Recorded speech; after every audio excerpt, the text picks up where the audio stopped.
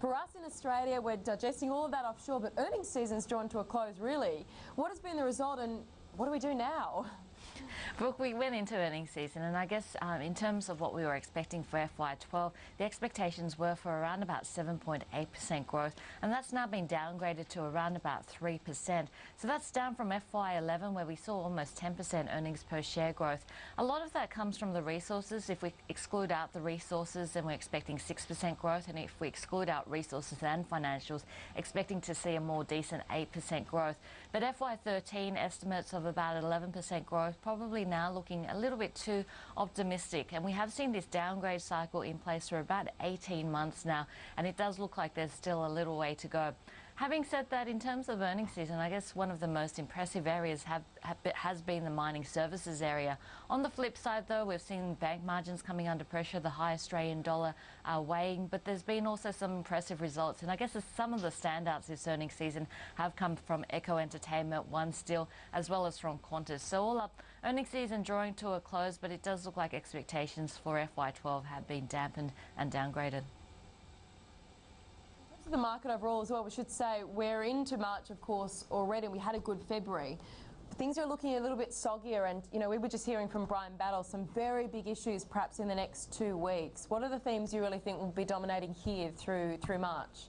Well, if we have a look at February, this was a month that was dominated by earnings as well as a Greek second bailout. And all up, we ended up February on a positive note with a gain of 0.8%. But most of that gain came at the end of the month. In fact, 3 out of 4 weeks was actually negative, and it was the last week that saw the surge in the market and saw us finish on a positive note. It was interesting to see the breakdown in sectors and performances, because we saw the industrial sector as well as the consumer discretionary sector outperforming in the month. So it was really those sectors that were beaten down over the last 12 months, which made a very strong comeback in the month of February. In fact, the industrial sector was up by 6.3% and the discretionary sector was up by 5.3%. And it looks like those low valuations, because of the share price falls that we've seen, have really encouraged some corporate activity. And if we have a look at during the month of February, we saw Crown taking an interest in Echo Entertainment, we saw Wilmar taking an interest in Goodman Fielder, and we also saw TPG taking an interest in Billabong. So it does look like this takeover activity has been positive for individual stocks as well as different sectors as well.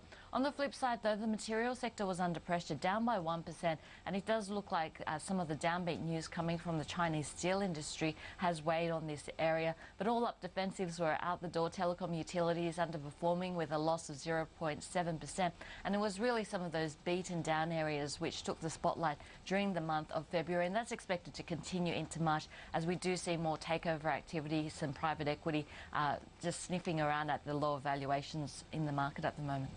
Julia, quick thoughts on the session today? Anything noteworthy?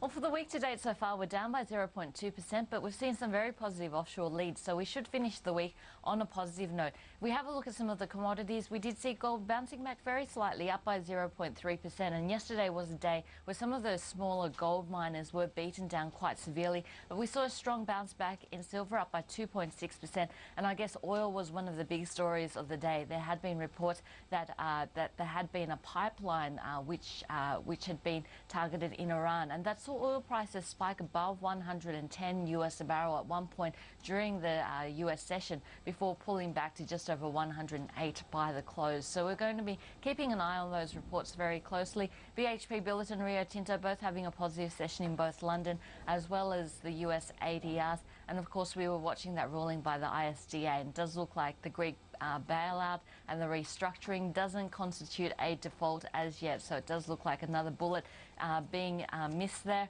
But altogether, the Australian market should have a positive session. It does look like it'll be a good one for commodities, and it does look like we'll end the week on a positive